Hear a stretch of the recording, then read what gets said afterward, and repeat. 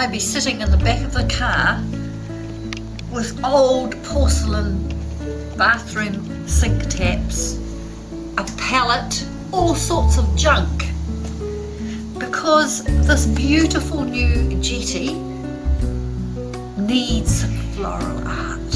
And in this video I'm going to show you how to create 4 original pieces of floral art that will blend into your garden, that have a function, and all include living, breathing plant material that of course will last for as long as you want it to. So come with me and let's have some fun in the garden.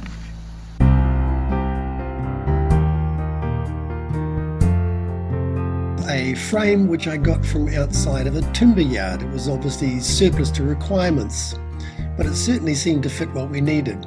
So here you see me drilling a couple of holes into the bottom of it, and they were the actual holes in the bottom of a couple of pots. So we knew exactly where they were going to fit on the frame when finished. Here are a couple of posts I used. So they're metal posts. Here I am making sure that they're level, gently pushing it in by hand to start with just to get it right, always checking that they're level. And here I am using a big hammer just to get it into the ground to start with. This was the first one, just to make sure we had it right, and again checking the level. There we are, it was all right. So now with some screws and a couple of washers, I just drilled through the holes which were in the metal standards, and then just attached the frame to that. So here we have coach bolts. You can see that there's a hole in the bottom of the pot. They go through the bottom of the pot into those pre-drilled holes that you saw previously. There we are, there's one there, the first one, and the second one. So basically the pot will just sit on top, as you can see there. If you look inside, you'll be able to see that the bolt just sits proud of the bottom. There you can see quite clearly the large washer. This will also allow for drainage in the bottom of the pot, so it's very, very handy. And I'm just finger tightening just to make sure it's going into the pre-drilled hole. Well, you see the second one going on now, exactly the same as the first. Matching pair, beautiful.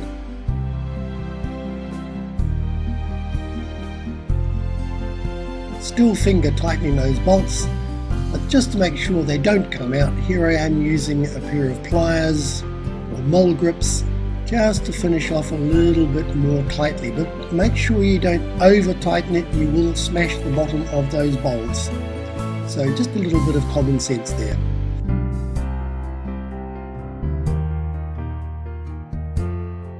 It's finished.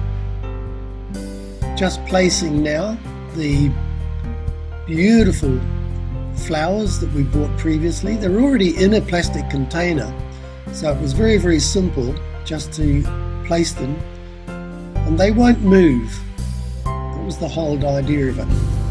But they certainly make an impact and a statement immediately that they go in. And I have to say that I was well pleased with the final effort. And there we are, all finished. Window on the world, garden art, floral art, in the back garden, on the jetty. Job done.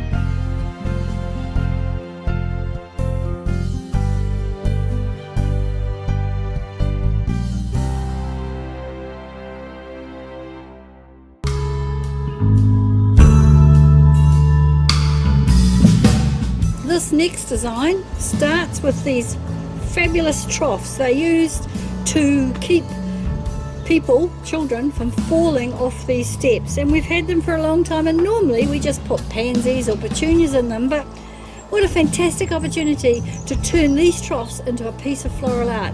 And we're going to make a pave, all with living herbs. Fabulous idea, because not only are we going to get this beautiful, beautiful pattern, but also we're going to be able to come out from the kitchen and use the herbs at the same time.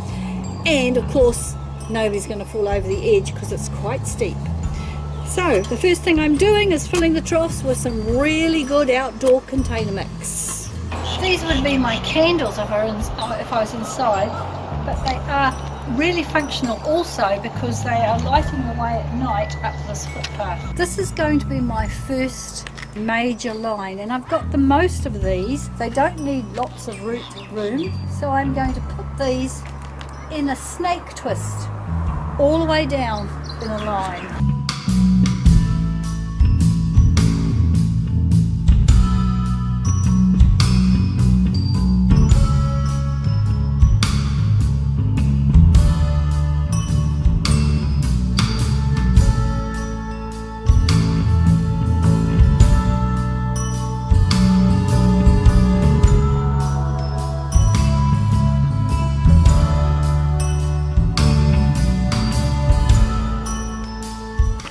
So I'm going to do the waves, but not perfect waves, because I want them to have an interesting flow and movement, not predictable like a perfect symmetrical design.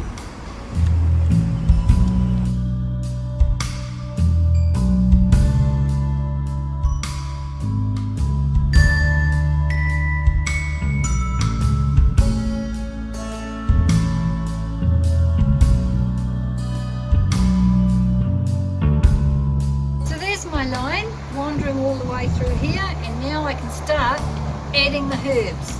Have a look what I've got. These aren't picked because of their culinary purpose, they're picked because of the variegation in their leaves. So this one is marjoram, country cream. This one is chives, variegated sage, mint apple variegated. These are some primulas because they're really, really good for the bees, and I'll add some white flowers and the thyme. So I'm now going to put these in the gaps that I created and fill up the rest of the container.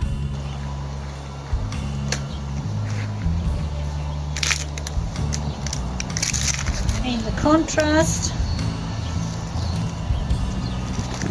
is some variegated mint apple, and it should fall over the edge. Pizza thyme is a contrast, and this will grow out around there, and I will trim it so it keeps within that shape. Another variegated one coming up, and this time it is marjoram country cream. And they all spread, they're all shallow rooted, and they all like full sun. This is in a sheltered part. This is where we'll put our chives.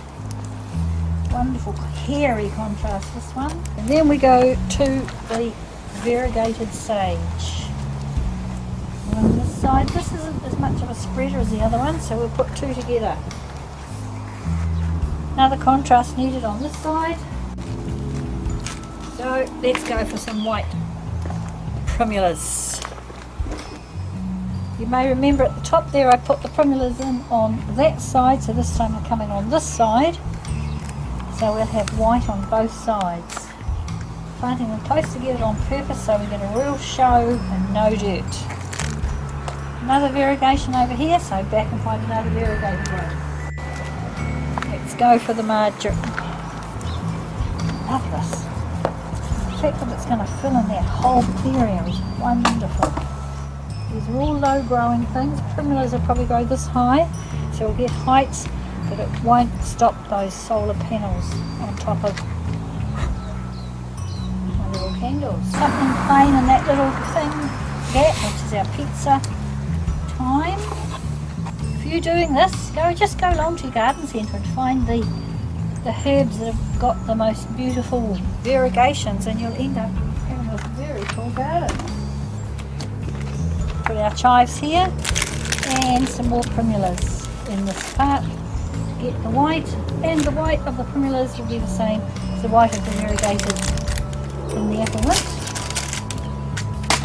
Will look very cool. These chives have purple flowers on them, which are also edible. So the purple and the white will look really, really lovely together. Our living pave, it's also edible. Floral art, outdoor style. To finish off, I've put succulents to reinforce the line I made with those yellow plants. The succulents, I've got them in 3s, 2s and 5s, and some of them I graduated. It adds another form. They will eventually get too big, but that's not a problem because I can cut them back and use them in flower arrangements. Anyway, and so there it is, finished. Our pave in a trough that will last as long as I want it to, really.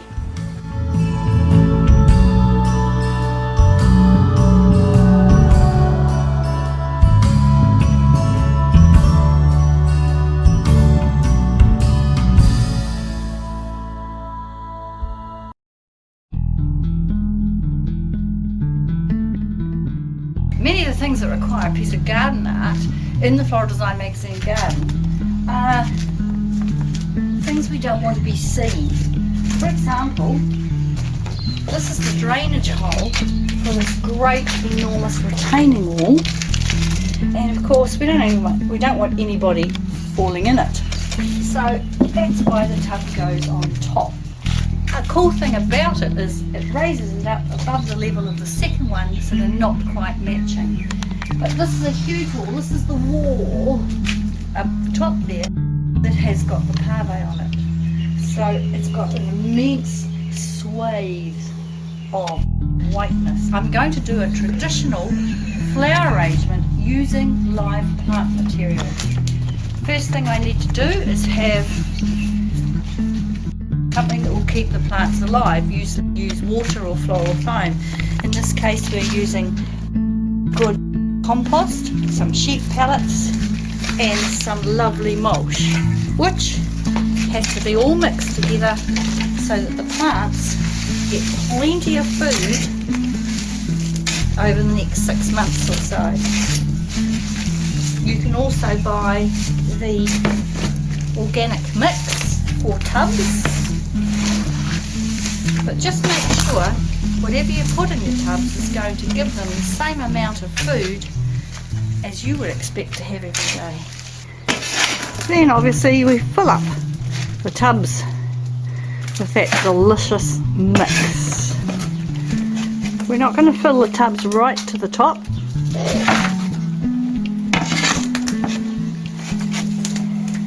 because we need to make room for need to put the plants in. This is flower arranging on a grand scale. Requires old clothes and a fair bit of muscle. The first thing I'm going to do with this traditional arrangement is add height. I have these bamboo sticks. They'll last in a tub for a couple of years at least, and not going quite to the back, just as if this was floral foam. In goes the first one to give the design height. I'm going to mirror these designs for a little while. I've got to make sure that these are standing horizontally, so I'll stand back a minute and check. The reason I'm putting more than one in is this thing outside. The scale is much, much bigger than if you were in a foyer somewhere, so you have to make everything bigger. The style is going to be a grouping style.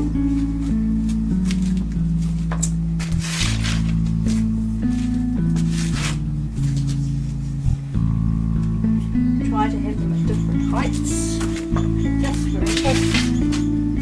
And I think I'll put 5 in.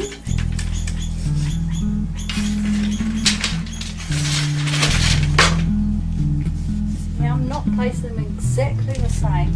It just makes it more modern and interesting and less formal.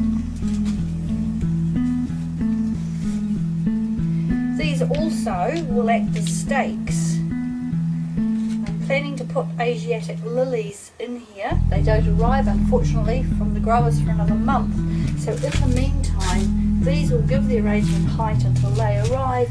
When they grow they'll be about 1 metre tall and they will add all the blooms out through there. I'll put it on Instagram for you when that part of it's done. There's my plan that I originally sketched, so you can see how I'm going to put it together with the plant material I had.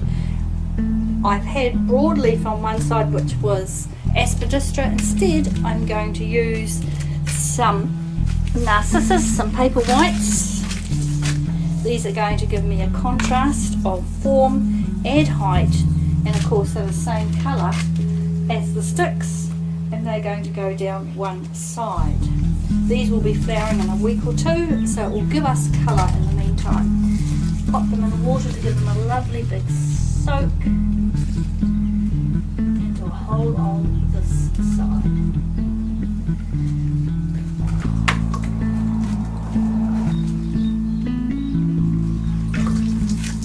And do the same on this side. This point, are you going to mirror them, or are you going to have them exactly the same? I'm going to mirror them up to a point.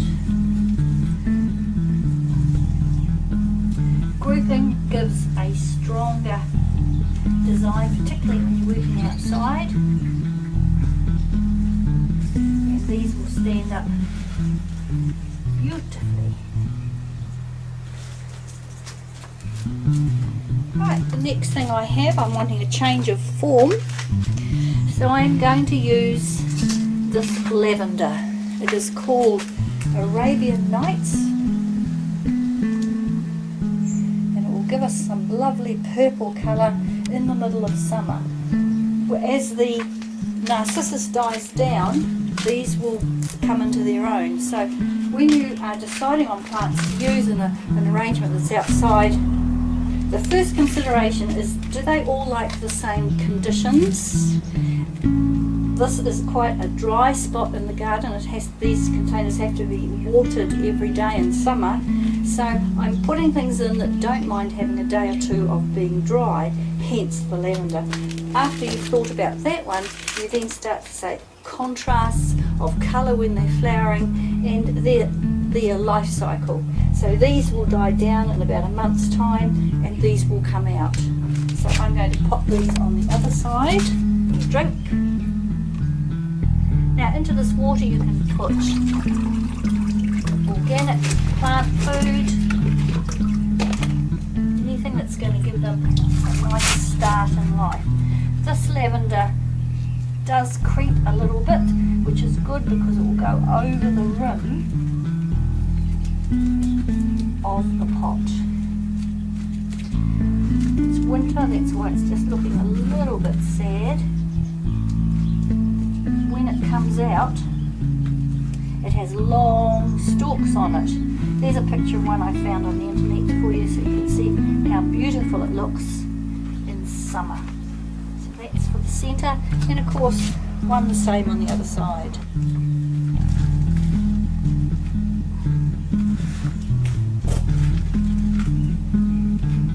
Of course this is a beautiful smell too. We're right outside the front door of the Florisol Magazine B&B. As people come, they're going to get this lovely smell at the same time. A change of form again, this time these beautiful succulents. Same colour as the sticks, they last all year round, and once again they don't mind it being dry. This is a clump I just pulled out from another part of the garden, so I have to do a little bit of preparation for it because I don't want it that big. The fantastic thing about growing succulents is you can put them in like this, cut them off to use them in an arrangement that goes off somewhere, and if you get the arrangement back, if it's a corporate design and you pick it up 2 weeks later, you just then replant it. There's my succulents. See what I mean about a change of form. So pop those in the side.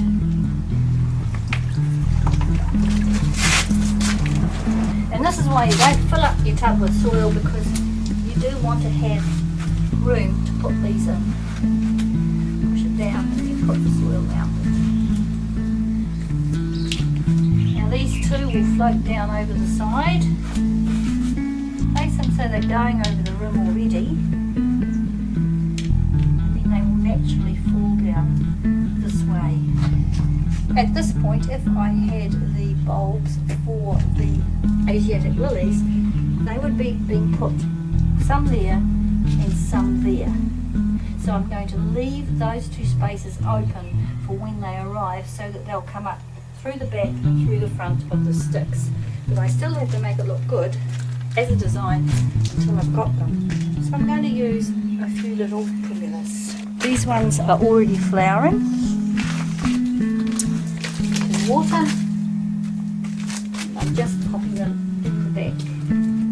These will get to about this high in the back, and they will also start floating down over the top here. So we're getting this lovely waterfall of white draping right down to the concrete. The other wonderful thing about primulas is they self-seed. So as they die off midsummer, other ones will be already seeding to come up.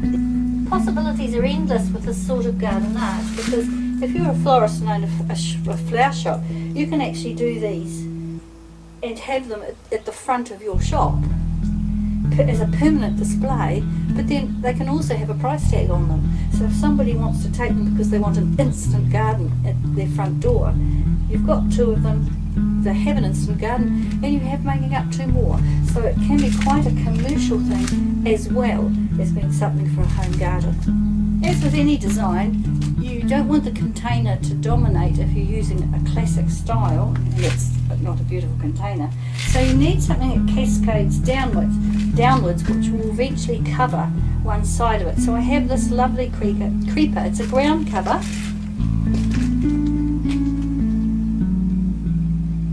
And it's rooted. So I'm going to pop it in here. So it will go down into there. Find 2 or 3 pieces to do it. I have soaked these roots because that's quite a lot of foliage for it to support while it's getting started. And that will also give us a little bit of white that goes with the tub and a little bit of pink, which will go with the lavender when it flowers, that lovely purple colour. But at this point it pays to stand back and have a look. And you can see I've got wonderful height and beautiful around the bottom. Until those Asiatic lilies arrive, there's a gap here. So I have this beautiful grass that was given to me, and I'm going to use that to shelter the other ones down the bottom here, but also add height. So when the Asiatics come up, it will connect to the two of them. I'm putting it at the back, flicking it outwards so it covers more area than it actually is. This is called adding space. So it's immediately brought the whole arrangement out, and that will keep the arrangement working until all these other things combine and grow and do the things. But that in the meantime is a great way of getting it started. And I'm going to put the other one, these two here, does it matter? In this wee gap here,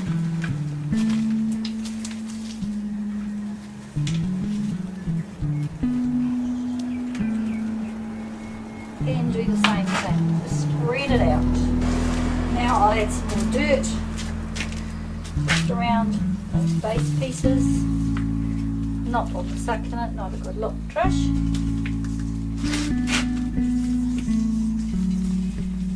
So I know they're all getting the nutrients they need from that beautiful soil and the sheep pellets. All that's left to do now is give them a final water.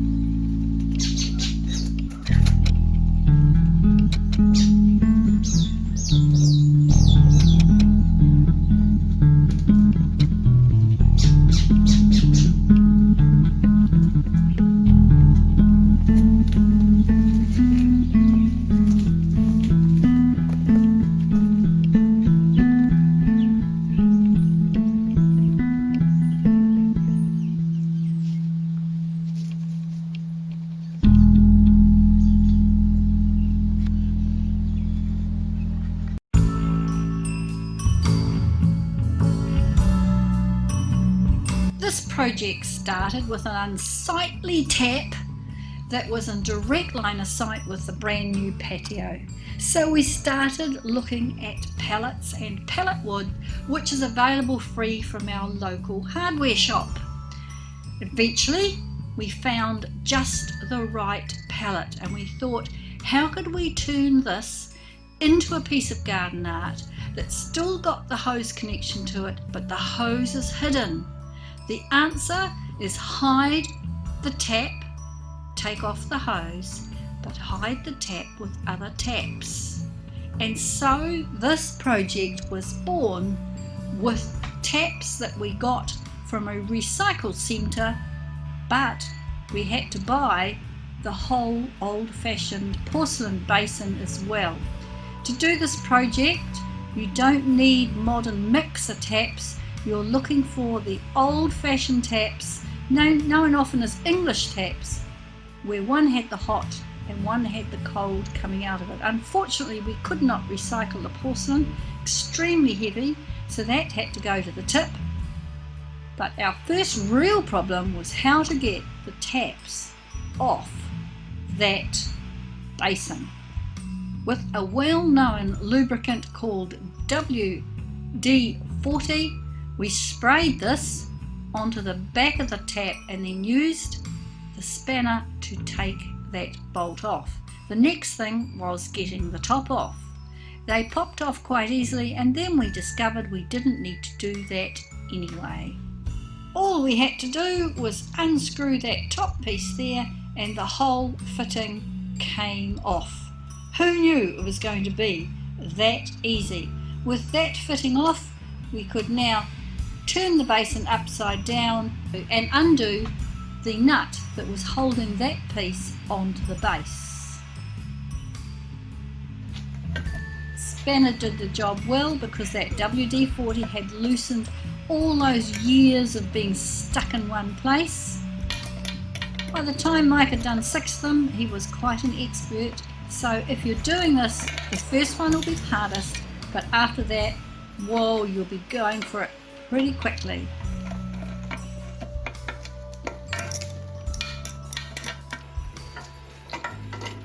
Just turn the tap part and you'll find easily it will just come off as you keep turning it, because it's also undoing the nut underneath, and eventually it will come clear of the porcelain.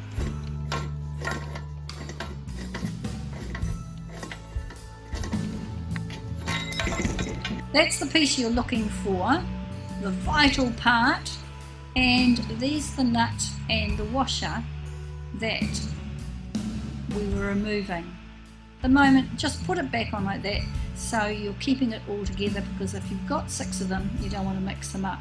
The palette now needs some work on it, and this is where Mike's mastery comes into play. I'm going to take this piece, cut through here and here. That piece will then come up underneath here, so that this will then have a base to it, and that's where the plants will go and come out of the taps this side. And what's the other half of this will be going down to the next level, down here. Go underneath to make another trough. Now we need to cut it. Take the wood off. Mike used a jigsaw to cut through the pallet, avoiding where the nails are, and he cut both sides of this piece of wood because this was going to become the underneath piece. He did the same thing with the other side of it, so he ended up with 2 pieces of wood. Banging them in, they were very, very tight.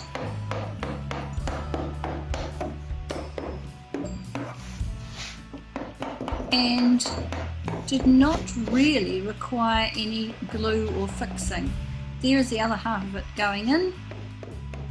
A bit of banging to get it to go, but it was definitely tight in there.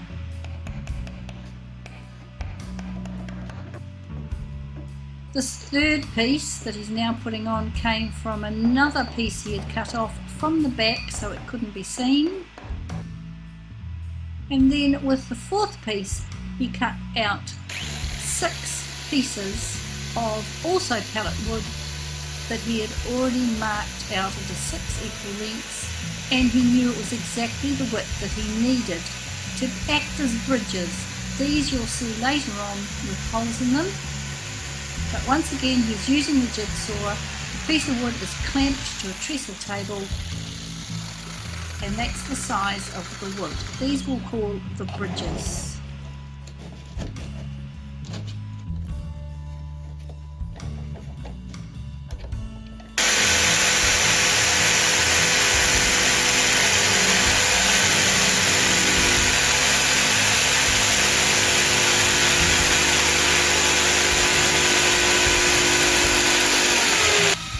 Mike selected a drill bit that was exactly the diameter of the bottom part of the tap, and he drilled a hole through each of the bridges. So that piece there at the bottom will go through the hole in the pallet and down into the dirt. You'll see it being done later so it makes more sense. Eventually it will go like that, with the washer on and the bolt, and be tightened up. But we can't do that yet because I have to also paint the pallet and those bridges. I hope it's starting to make sense. This is pretty quirky.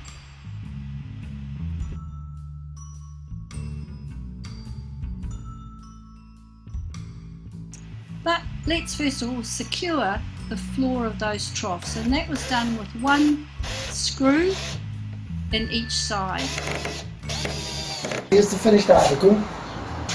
As you can see, we've taken out the back part here. Each one of those we put down to make a trough here, and what we did was we just put 1 screw just to hold it. When you noticed I put them in, I had to use a hammer, so they were in tight anyway. The screw just makes sure they're not going to move. So we've got 1 there, 1 there, 1 over there, and 1 over here. You can clearly see how we put the troughs. There's 1 here, but we've got 1 there. So we've got 1 here, 1 up under here, 1 up under here, and 1 down under here. So we've got them going like that. Next step, of course, is to put our taps into the wood like that, which will then be placed inside the trough like that. It will sit like this. This will be filled with dirt. And under here, the plant will be threaded up through here, so it comes out here, and it will sit in there so the plant material will drape down the front. Pretty easy, really.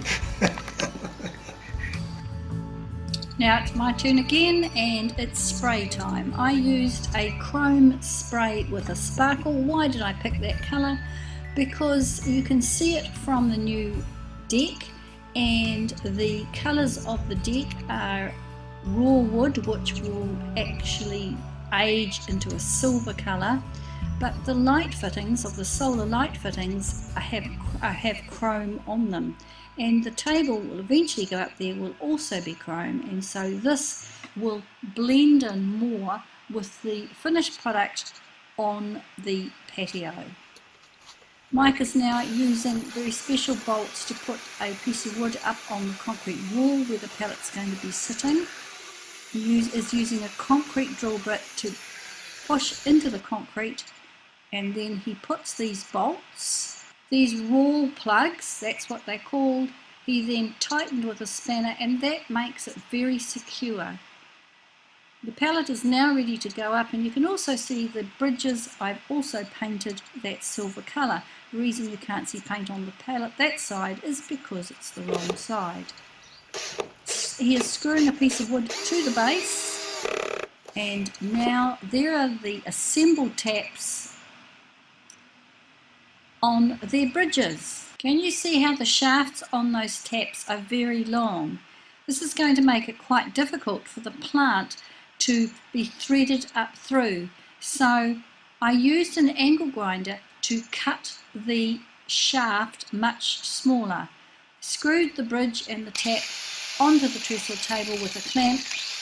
The taps are brass, these old-fashioned taps are anyway, and it took no time at all with the angle grinder to just cut that long shaft off and make it as short as possible. This is going to make it much easier to thread the plant through, but also it's going to get the plant into the soil much quicker without having to grow through that long tube. I did this with all 6 of them. We've taken off the top of the tap just to leave this part here. The reason we've done that is so the plant material can travel up here and out here, because that's the fun of this outdoor project, is the plant is going to grow out of here. You see how much shorter those are? Now I have cut them with the angle grinder. So with this piece I have selected my first trailing plant. You will have different ones that grow in your climate, and I'm looking for a piece that's got a root on it. There it is there. Got to cut it so that the root is down here, and this piece will go through like the root is down there, and it will go through. So that's going to be long enough. So I'll cut it about here. Clear off the leaves. Start by putting it up through the spout. This is why you need fairly stout ones. There it is now through there, and either a little wire hook, pull it up so the root's gone up through,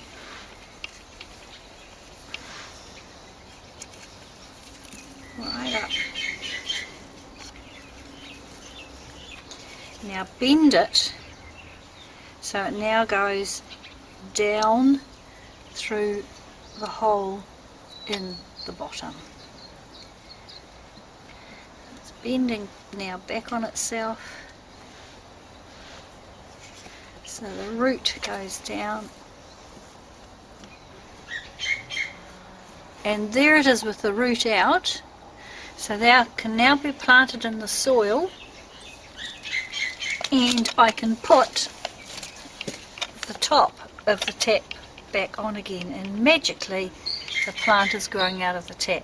So I'm going to do that with all these plants I've selected, and at that point we can then put this bridge part into the pallet.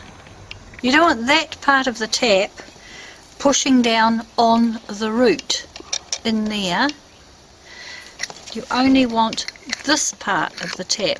So make sure the tap's fully open, and it reduces that, and then we'll take this off. We'll just cut this off so that it's sitting on that, on there, and all that part's free for the root to carry on down through there.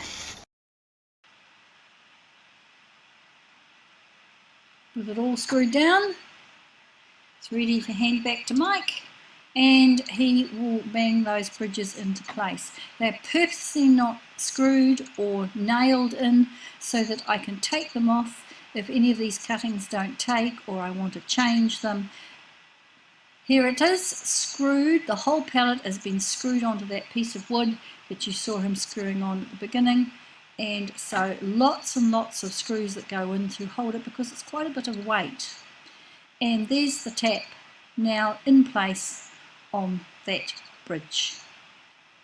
I've positioned 5 of them, 6 of them, plus the original tap that we're trying to hide is at the base, and of course that still connects to the hose. I am using tub mix here and some beautiful cyclamens in flower. The cyclamens will just add some height and some colour to the palette. the threaded cascading plants will add that lovely drape, and I've also put in some lamb's ear, chosen because of its silver colouring, and it doesn't mind dry conditions and it doesn't need a lot of root space. It also, as a ground cover, will cover completely the areas not taken up by the cyclamen as well. The other reason for this colour scheme is behind me is a Sasanqua camellia that in winter flowers the same pink, and also behind me are 2 olive trees which have silver grey foliage. So as you walk through this part of the garden, it will be a silvery combination of colours as well as this piece of garden art.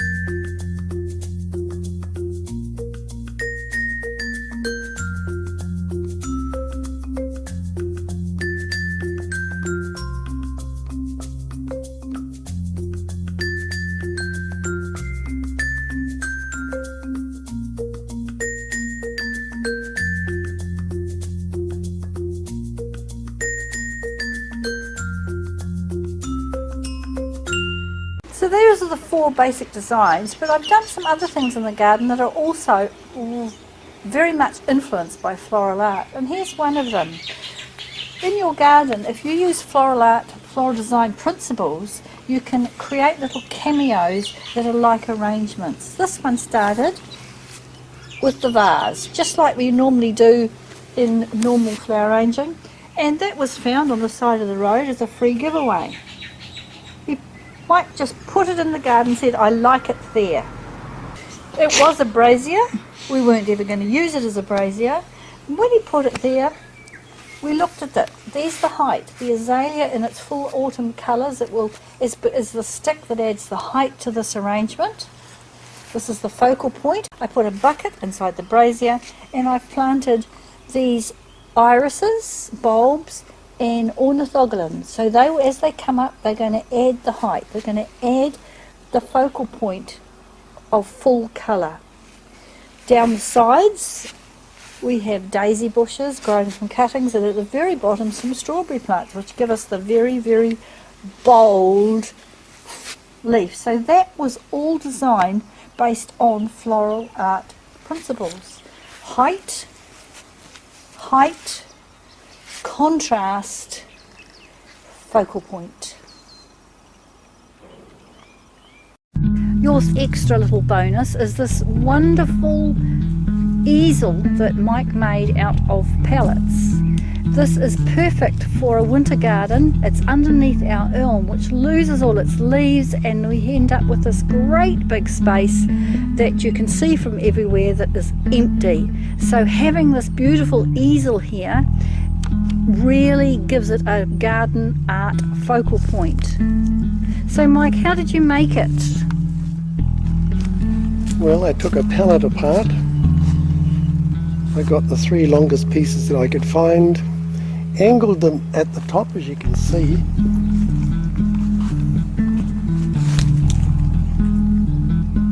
And that gave me the right angle for the legs down at the bottom, so it remains stable. The back piece, of course, was just attached with a hinge, which I recycled from the workshop.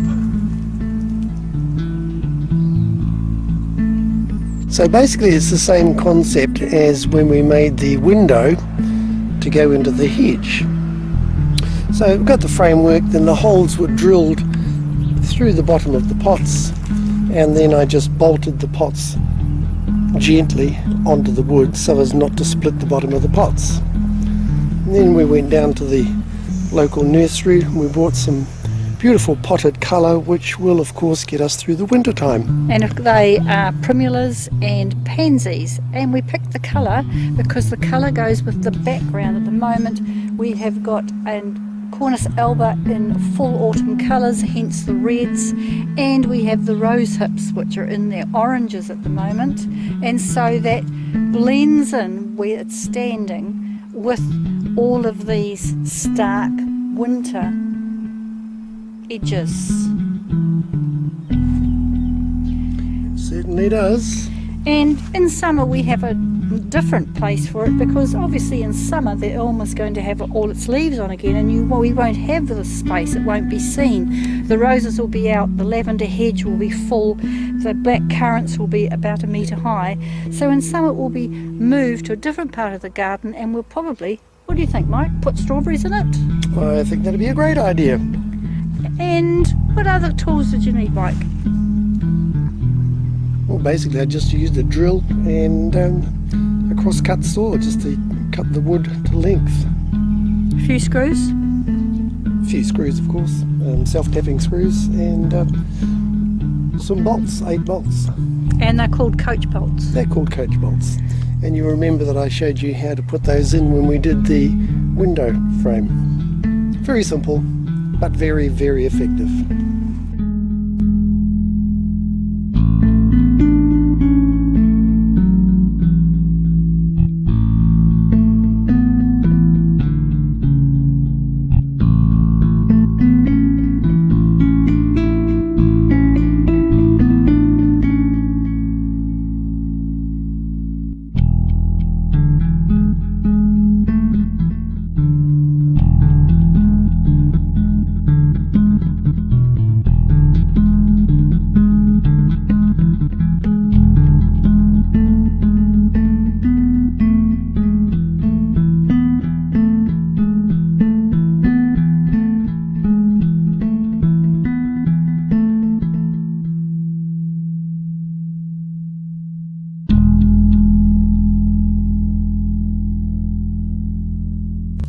We are now in the kitchen garden. Everything in this small area of the Flora Design magazine garden is edible.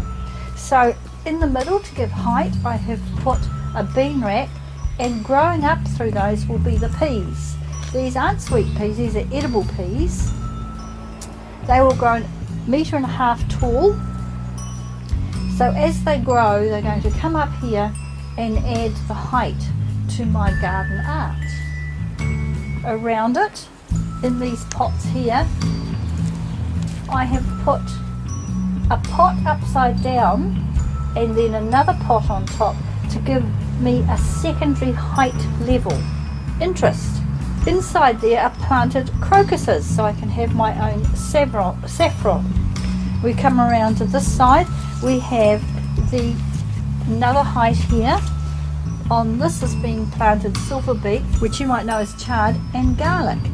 Planted because they're edible, but also broad leaves, which is going to contrast with the peas. Garlic, which is the allium family, so it's going to come up tall. So it's going to give us a different texture as it comes up to about this tall, also against the peas and against the chard. Then around here we go, something that isn't edible, but hidden in there, waiting to come up in spring, are some anemones. So anemones and crocuses on the bottom layer again around here as we go around. So we're going to get some colour, we're going to get some contrast, and we have got an all-round arrangement of various heights. Garden art, easy as that, fully edible. What a fantastic thing to think about to do if you're in a small place, an apartment, and you could do something like this as well. So there it is, 6 pieces, 6 ideas, 6 ways to take your flower arranging, your floral design elements and principles and all you know and put it into your garden in a way that makes your garden so much more exciting, interesting, and makes your garden part of all of the things you love about flower arranging. See you next time.